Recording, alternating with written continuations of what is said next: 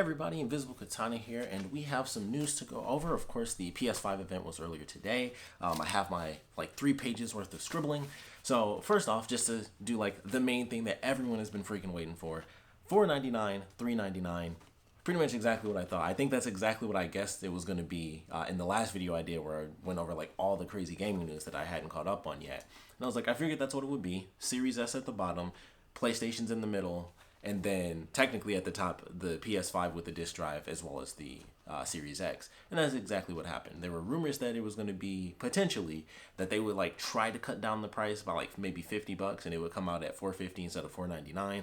That would have been amazing. I would love to have seen that, but also they didn't need to do that. And I'm not surprised that they didn't, because admittedly, when it comes to the console wars and all that good stuff, it's always, it's you just match what the competitor does at the top. You can easily do it, and admittedly, I think Sony could do it better than Microsoft really could, because Sony is you really do have to get the PS5. You have to get their consoles, unless you want to wait. I mean, Horizon Zero Dawn is 3 years old now, and it's it's just now getting the PC. None of the Uncharted games are there yet, so some of the stuff that they have, they're still keeping strictly for their consoles. So you really have to get a PlayStation. When it comes to Xbox, and I say this all the time, you don't really need to have an Xbox. You can, it's Xbox exclusive, except it's also on PC, which apparently, based on this conference, Sony thought that was a good idea, because I think there were only 2, but there were 2 of them where it was PlayStation 5 exclusive, but also in PC if you want to get it for that too. So, and I thought that was fine. It's oh, okay, that's interesting. But $4.99, $3.99, decent prices. As long as they don't go above what Microsoft had, it's simple. I didn't think they would do 600. I think everyone was there's no way they can do, the PS3 again. They got away with that once, and they barely got away with that when they did it the first time. So they knew. They were and that's why the PS4, when it came out, it was such a huge deal. They were okay, we are, we're fixing our problems that we have with the PS3. They pretty much just won that whole year at E3. It's this is how you share a game. And it was thanks. And then, still one of my favorite E3 moments ever. It was this is how you share on the PS4. But it was a good event. So I'm excited for the PS5. I won't have one until maybe next year. I might have to. It might, honestly, I don't remember the last time I bought a console and it was only the next year. I think with the PS3, it was probably 2 years in. Actually, the PS4, it may have only been a year and a half. I think it was a year and a half when I got it on the deal. But this one, it's going to have to be next year. God of War comes out. So, they threw that in at the end. God of War comes out. Resident Evil's already coming out, and I don't think that's going to be on PS4, and I have to play Resident Evil. So I was something's got to happen. I got to figure something out. So I might have to get one. It might not, might not be really my choice. It's got to happen. But $4.99, $3.99, November 12th, in a couple of countries, and then I think it was November 16th or 18th, kind of worldwide. So I was all right, it's coming out, which is so crazy to think. It's in less than a month, now we know what's going to happen, with this console. And I'm sure pre-orders are up.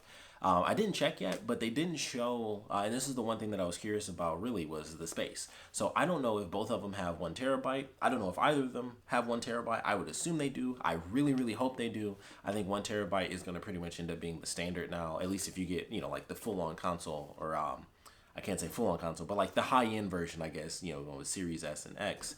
If you get the high-end, you get a full terabyte, and I think PS5 is going to be that, across the board. So we'll have to see about that. I was kind of shocked that they didn't put that in there. I'm sure you can easily find it now. I just didn't have time to look, and I was at work extra late today compared to normal, which is why I'm filming this now. So I didn't have the chance to look, and I got to do something in less than an hour. So I was crap, I just want to film the video. So I don't know what the spaces are. You guys will have to look them up, but I'm sure you can find a little blurb somewhere. They're all right, these are the prices, but also, here's the space. So I would assume 1 terabyte. I certainly hope so. But they don't have any proprietary stuff. So either way, it might be easier to expand on the PS5 compared to the Series S or X, and not have to pay $200 freaking dollars for 1 terabyte, because that's how it is over with Microsoft right now. But going to the beginning, the first game they showed off was actually the new Final Fantasy. I was kind of surprised by that, because I was okay, it's Square Enix. At first I was okay, this seems like it has to be Final Fantasy, especially because they showed a bird that looked like a chocobo, but it was all white. So I was like, okay, so this is Final Fantasy. But it was weird because it actually felt like medieval times, and I was like, that's interesting. Normally, it's so fantasy based that even when it's a specific setting, which I feel like the last time they really did anything that was sort of medieval style that I can recall, at least because I don't really play the Final Fantasy games, but the last one I really remember was like Final Fantasy maybe 12. I think 12 was the one, and it was like you would actually go through castles and stuff like that, but they look like just old school castles. And this one looked like it was legit medieval and there was magic. And I was like, it actually looks kind of cool. The combat looks sweet. That was one of the things I liked about 15. I haven't played it, but that was one of the things I enjoyed because I'm not the biggest fan of turn-based, so I like real-time combat, and they have like that mix in between. So I was like, it looks super cool. The powers looked really cool. It was like him like throwing the punches and stuff, and he had like the giant arms on the side coming out. It kind of made me think a little bit of Devil May Cry, actually, which is perfectly fine. So I thought it looked great. I was like, holy crap, I might end up having to pick up Final Fantasy 16 in like 2 years or something, because I still need to play 15. That was the first one I've wanted in forever, and I still didn't get 7 yet. So, I still got to pick those up before I end up playing 16. But it looked good. I was definitely surprised. And I was like, okay, it seems like it's really grounded in the actual time. And when it comes to Final Fantasy, it seems like they typically have like this interesting blend. Like it's tons of castles. Like 13 did this as well, where it's they do the castle thing, but it's so mystical and magical that it doesn't feel like it's actually in that era. It feels like it's in the future, even though it's always kings and queens and castles and this and that. But this just felt like, yeah, I feel like if you were walking on the street, somebody might throw a poop bucket out the window. Like it looked like it was really old school, and I was like, huh. It doesn't normally feel that grounded in an actual real life time period, and that's how it felt. So I was really surprised by that, but I enjoyed it. I thought it looked great. So Final Fantasy, it looks cool. We'll see what happens.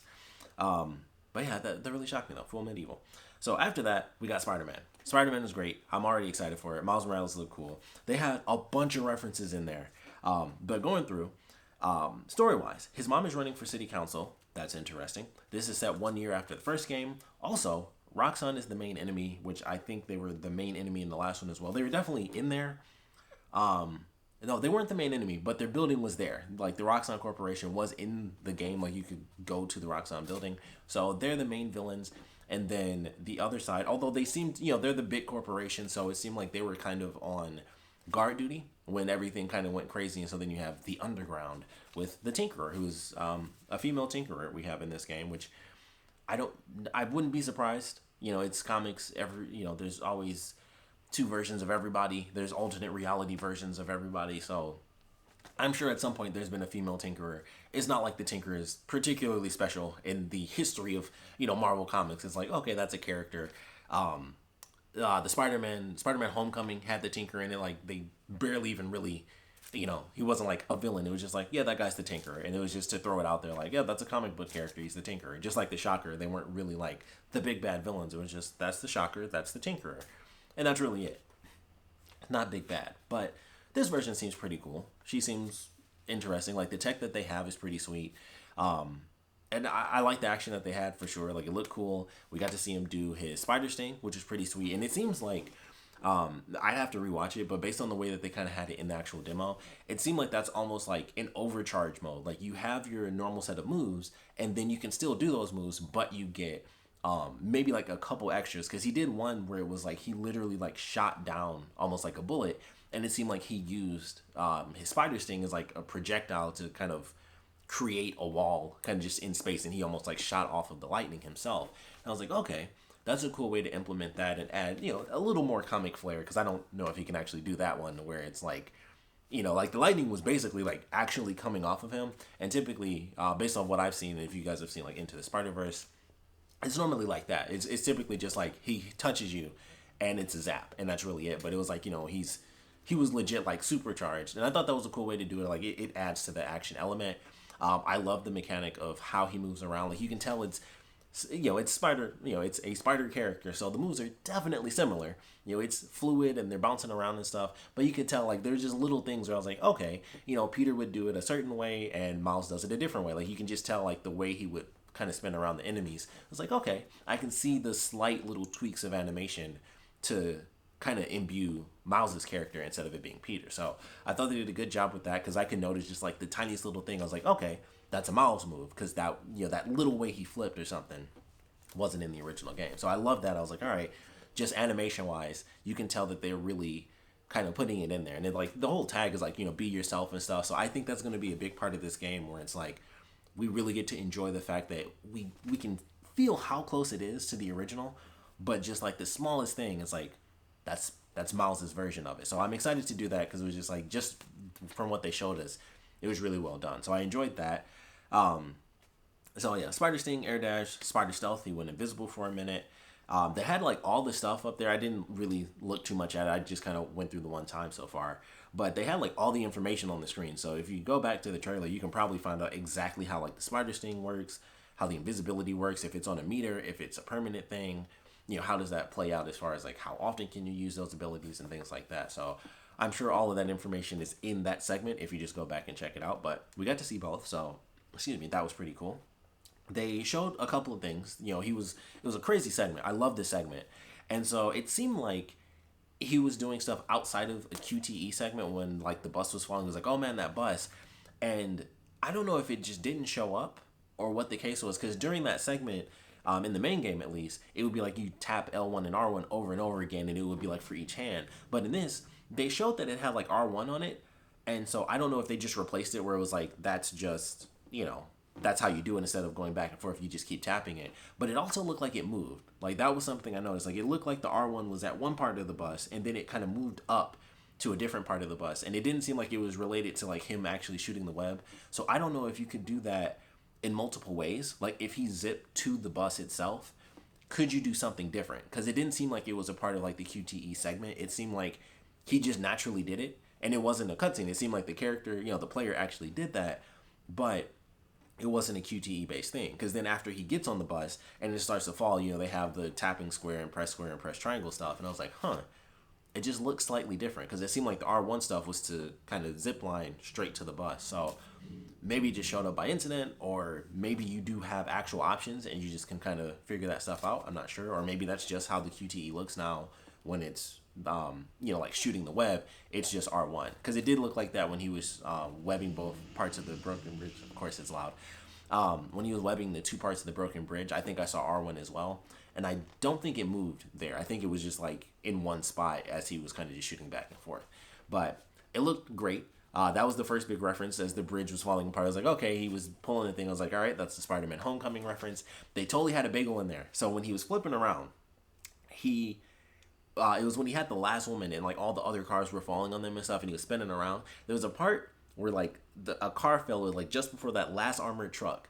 There was like a coffee and bagel, and I was like, I feel like that was on purpose because it referenced into the Spider-Verse when they sneak into the Roxxon Corporation, and then when they run out, they like throw a bagel at a dude and he hits him in the head, and it says like bagel because he got hit in the head by a bagel. So I was like, I'm pretty sure that was on purpose. So I love that because I was like, they reference Homecoming, they reference the bagel scene, and it felt like during that little segment when he was pulling the bridge where it referenced Homecoming, for like a split second, the music sounded like it was kind of hinting at the like Marvel Cinematic Universe theme, like the Avengers theme, or specifically the Spider-Man cinematic theme.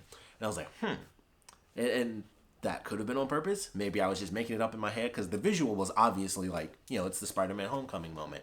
But it felt like that music cue. I was like, that sounded like they were, they can't obviously use it. Actually, they could because technically it's Sony, so it's not it's blended, but technically Sony owns Spider-Man, so they could have technically just used the whole song. So I think that was on purpose, where it was like, hey, we're referencing Spider-Man Homecoming, and here's like a tiny bit of the the Spider-Man Homecoming theme. So I feel like that was on purpose. I could have just been throwing that in there because of the visual. So I don't know, but that's what I heard. And I heard what I heard. Moving on though, didn't see this one coming. Don't know what to expect when I hit Twitter, but Harry Potter has a new game coming out, so that's interesting. Interesting time, because I know people are just mad at J.K. Rowling and some of the things she has said and done lately, but Hogwarts Legacy looks pretty freaking sweet. I was like, I don't know what time frame this is in. That's of course the biggest question. Is it pre-Harry, post-Harry? Those are the big things. I would assume it's pre, because once you do post, it's all new content, so they could just be like, let's just do like it's years and years ago. And I don't believe they showed any of like modern society, so we don't know what years it takes place in. Everything was, mystical and magical. So I thought it was cool. I was like, all right, it's a new Harry Potter game, which who would have seen that one coming? And then it was like, oh, it's your adventure, so you get to make a custom character. And then it was like, you get to decide what happens. And I was like, so you can be good or bad. You don't have to be like, it's not just, oh, you're a hero. Like I would assume you either automatically get to choose, or maybe they do like a little questionnaire thing, kind of like if you do like the Pottermore stuff and it tells you what house you're in. So maybe it's that way, like you answer the questions and then it'll tell you what house you got sorted into after you customize your character and everything like that. Or maybe you get to choose automatically, so we'll just see what happens. But I was like, okay, it's just interesting. I don't really know what to expect. I'm very curious about the story. You get to choose your own adventure. You can choose to be good. You can choose to be bad, which means you can go through the game. It's really an RPG. You make your own character. You make your own choices, but it's just set in Harry Potter. So the end game is what interests me the most. Is this something that's already an established story? Is it brand new? I would assume it's brand new. And then, of course, once again, time frame, pre-Harry, post-Harry, in between, with, Fantastic Beast style, stuff like that. So it could be after all that craziness, before all the main movie or main book craziness. So we shall see. But it actually looked cool. I was like, dang, that looks pretty sweet. Like, it's like, I might have to jump in on that one. So I don't really know, but it seems super cool. It's like you can make your own wizard and you get to choose to be good or bad. I was like, that was the main thing, because I was like, okay, it's not just you make your character and then you kind of go through and see what happens. It seems like they have a set definitive story and you choose to be good or bad. So I'm excited for that. I want to see some more. I need to know like what options we get. Where does this take place? How far does it go? Do they plan on making this more than one game? Is it just, like how does this work? Is it canon, not canon? I need some answers on this, but it certainly looks cool at first glance. So I'm excited for that one. Then after that, they did the Call of Duty thing. I didn't care, but you can human shield somebody. That was cool. And then the alpha is this weekend. I basically sped through that whole footage. It was a cool segment, and they had the little buggy and everything, and they blew up the plane and stuff. I was like, okay, it's a Call of Duty scene. It was cool. It was Call of Duty, and then that was it. And then Resident Evil 8. So these are my like really bad scribble for Resident Evil. I got super excited, and then I was disappointed because it was just like we got less footage this time than we did last time, and I was super happy. I was like, oh, Resident Evil 8 is my favorite franchise. What are they gonna show us? And they didn't show anything. They had the trailer. I'm gonna watch some analysis videos because they definitely threw some hints in there. Because I put a question. I was like, so first off, new merchant. That last little clip was the guy like, oh, if it's just window shopping, be my guest. So they have a new merchant, so that's official, which does make me wonder. So, of course, brings back some of the RE4 type stuff. It seems like that means there's going to possibly be backtracking within this village, depending on how big it is. It could just be like RE4 where you don't really go back unless the story basically forces you to. So it could be by choice. It could be automatic through the story. We don't know yet, but we have a new merchant. And the big thing that I noticed was them telling the official story of like the kid that ran away from their mom. And I was like, okay, so maybe the village is either based on, it's like, oh, it's just a tale, but it's like obviously that's the source of this village and the game. So either the village is based on the kid or it's based on the mom. So it's like one of those two things. Either this kid took off and then sort of became like the tale that created this village, or it was the mother that maybe went crazy and then some crazy biohazard all sort of Resident Evil stuff happened, and so she went nuts or something, or maybe the kid went nuts when the kid escaped. Somebody went crazy. That's Resident Evil. That's just how it goes. So something about that tale kind of points to the heart of this story and the game as a whole. Like they even said in the first trailer, they debated whether or not they wanted to even show like the symbol of like the unborn baby and stuff, because that was like a huge part of the game. So it's definitely involving this tale and this kid that took off. Like it involves children and parents. Like they teased that in the first one where Mia and Ethan actually have a child, and then the story itself is based on a mother and a child. And I was like, okay, clearly it's about like the repetition of life and weird life cycles and things like that, and possibly living longer. We got to see, I believe, 1 or 2 new enemy types. They had a part where like a couple enemies were dropping down. Pretty much it seemed like they were just popping out of the sky.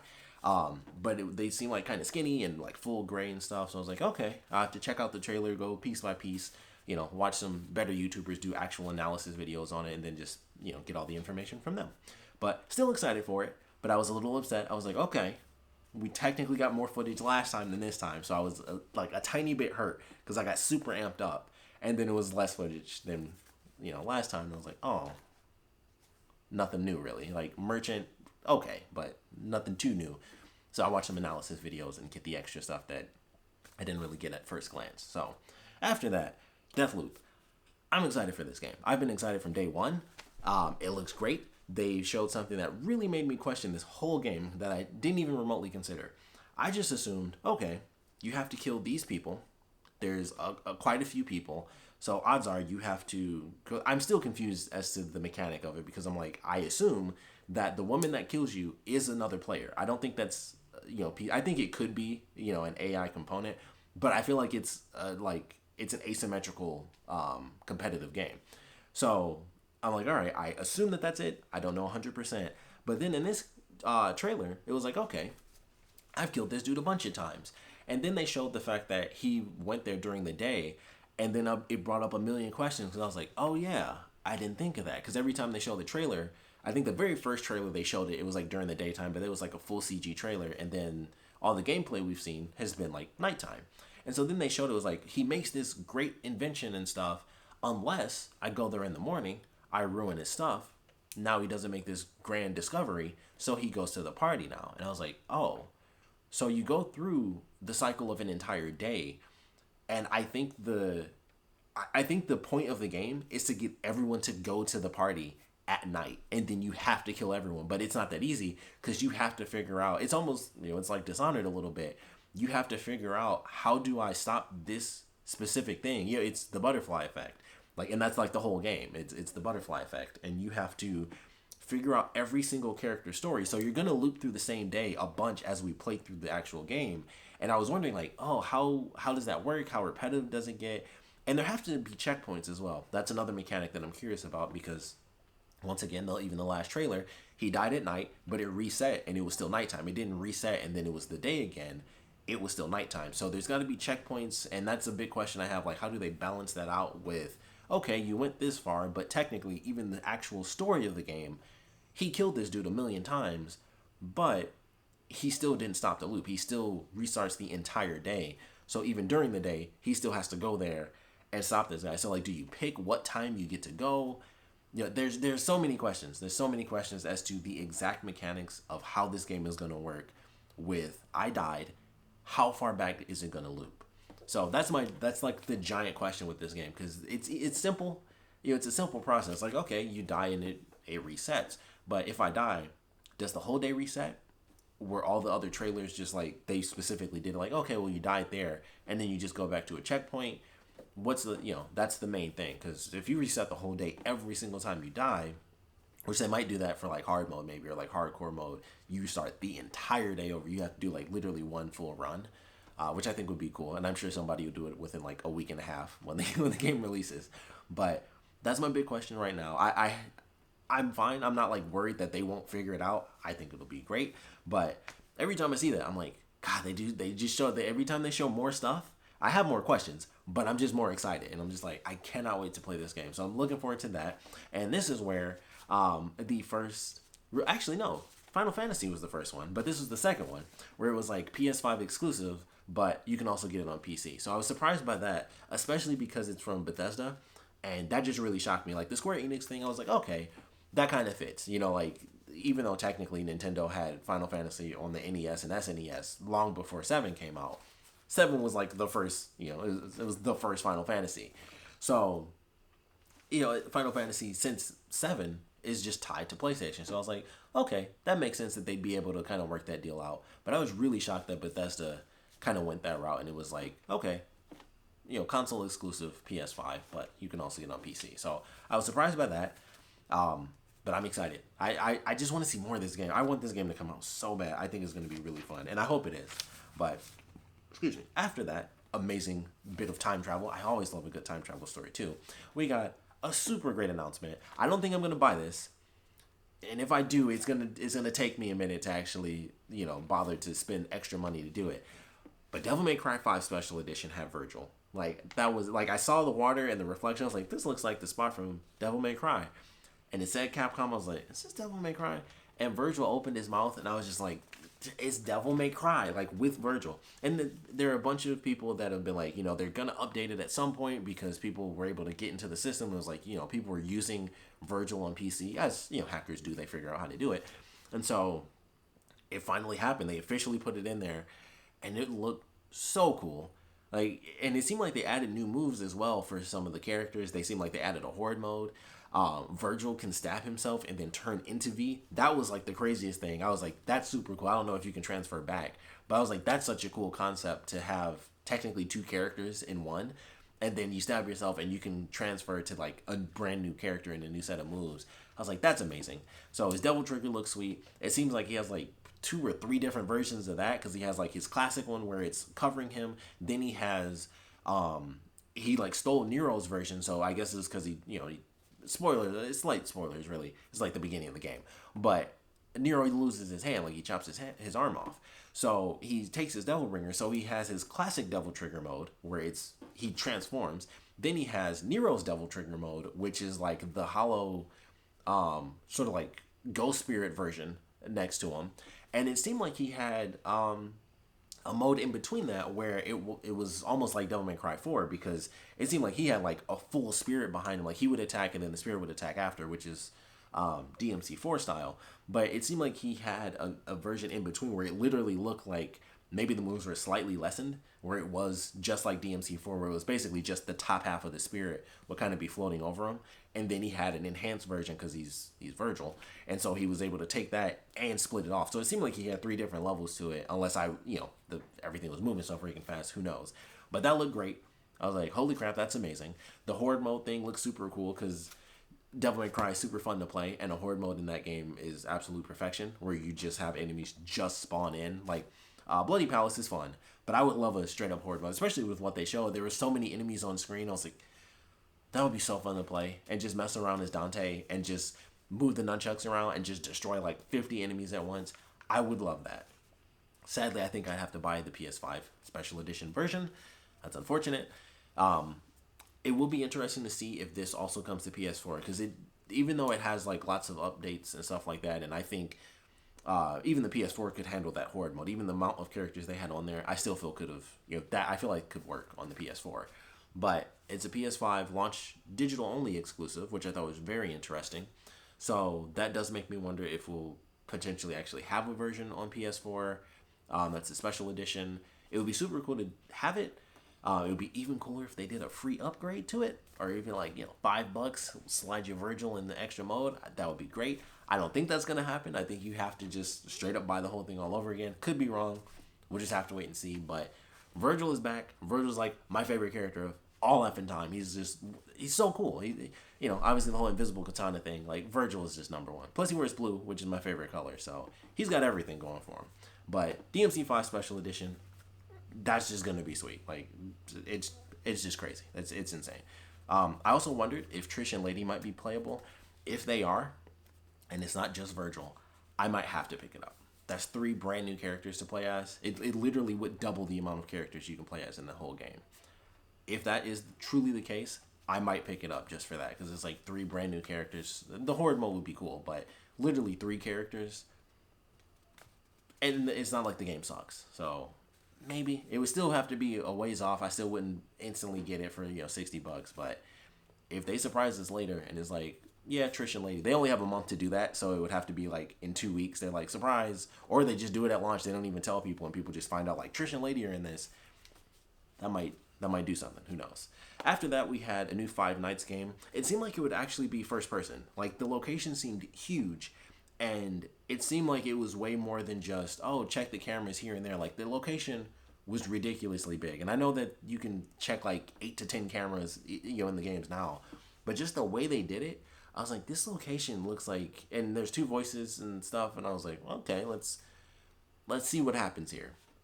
I feel like this is not going to be, check the monitors and close the vents and, wind up the toys. I feel like this is going to be first person, and they're all first person, but you're actually going to move around and walk in first person and actually try to actively hide from the character that is coming after you and whoever the other deep voice character was. So, I'm sure you can watch Game Theory. He'll have something on that.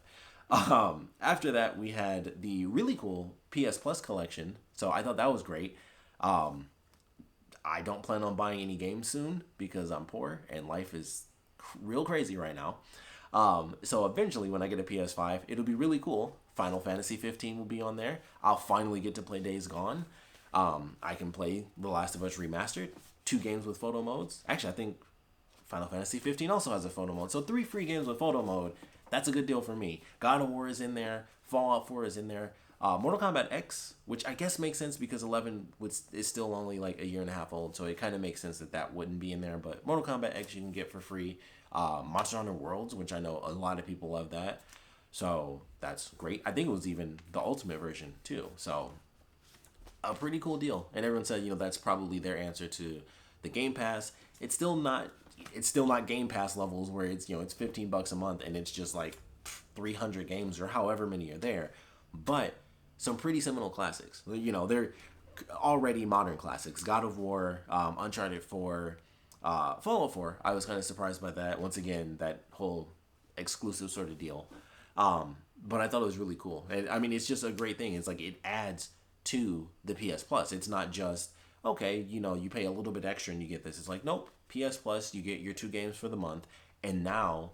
And hopefully, I assume that they're going to update this. It would be amazing if they decide to just be like, hey, we're just going to start updating it in general.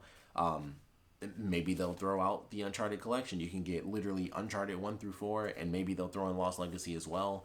Just over time, they'll start to add, the further we get away from those games and their release dates, the more classic, PlayStation titles they'll add. And there's so many games you can buy on PlayStation. They can easily pull it off. Like, I think God of War is on like PlayStation Now or whatever the system is that they do currently have. I think it would be easy enough. They have enough games so where they can be like, all right, we can pull that off, and then boom, throw it in the PS Plus collection. So that was a great start. They definitely had some great games on there.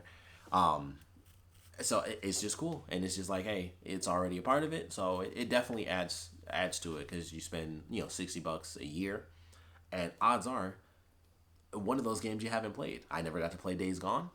All right, that's worth the money. Final Fantasy 15, that's worth the money. Even if I got those games currently, brand new, it would be close to 60, if not 60, unless I got them from like Steam or something. For Final Fantasy, I could probably get that for like $5 in a couple months. But that was great, so I'm excited to see them kind of continue that, and we'll just have to see what happens, how that kind of progresses for it. But great step, definitely a great step. But they didn't start off with like, yeah, we got God of War and Uncharted. It was like we got like 10 games. 10 good games too. So that was definitely great. Then after that was, of course, the announcement for the price and release date. And then their ultimate surprise, God of War is coming out. And I have to have a PlayStation for that game. I have my collector's edition. I bought like the Stonemason, which is like the most expensive edition of that. Pre-ordered it day one. If they come out with the full thing, I'm something's getting moved because it's gonna be a bookshelf topper, I'm sure, because the statue is ridiculous just for that one. I can only imagine what they're gonna do for the second game, so I'm excited for that. We didn't see much. It's just the symbol was blue because it's Ragnarok. It's I forgot what they call it, but like the long winter or whatever. I'm excited for that for sure. There's just plain and simple, I can't wait for that. It was actually spoiled for me because there's a guy at my job because he knows I love God of War, and so I was a little bit behind on the thing because I like to watch everything at 2 times the speed. So I like just shoot through stuff, and when people start talking or if it's even a trailer I don't care about, like Call of Duty, I'm just like 2 times the speed. All right, I pick that up and then I just keep moving. And he sent a message, and I'm on the iPad, and it came down, and it was just like God of War 2021. Whoo boy, and I was like, dang. You spoiled that for me, but it was okay. I still teared up when I actually got to it because I was like, God of War is coming back. And it's next year too. It's not 2022. It is next year. And I'm pretty sure because that came out 2 years ago now, which is crazy. Or like a year and a half. It's been almost 2 years for the first God of War game now, which is insane. But they probably went right to like, it will probably be, unfortunately, still the end of the year. But I would love it if they're like, surprise, it's coming out in April because I think that's when the first game came out. So if they did that, that would be nuts, but I expect it to be, a holiday title, so we shall see. But ultimately, it was a great event. Prices were exactly what I expected. Would have loved them to be cheaper because I'm poor, and anything cheaper is greater for me. But it it was good. The announcements were good. I know I skipped over some games because some didn't matter. Demon Souls, I don't care. Personal opinion, it looks great. I will never buy it. I just don't care about that game. But the announcements were great. I would love to know your thoughts on it. What are you looking forward to? What do you wish we got to see more of? I still want to know about the PSVR. They said that they were supporting it, but they were also making a newer version. So I want some more info on that. I was thinking about VR the other day, and I was like, man, VR really goes in waves where it's just like at some random point, it's like VR is the next big thing. Like everybody's talking about it, and then it dies down, and then it's like, oh, this new thing for VR. So I want PSVR, and I want to know what PSVR 2 is or whatever. So that's really the only thing I kind of wish I got to see. I would have loved to have seen, of course, more freaking Resident Evil. Kind of hurt a little, like a little snippet, but I loved it. Would love to know what you guys thought about this. So please put your comments down in the comment section below. And of course, thanks for watching.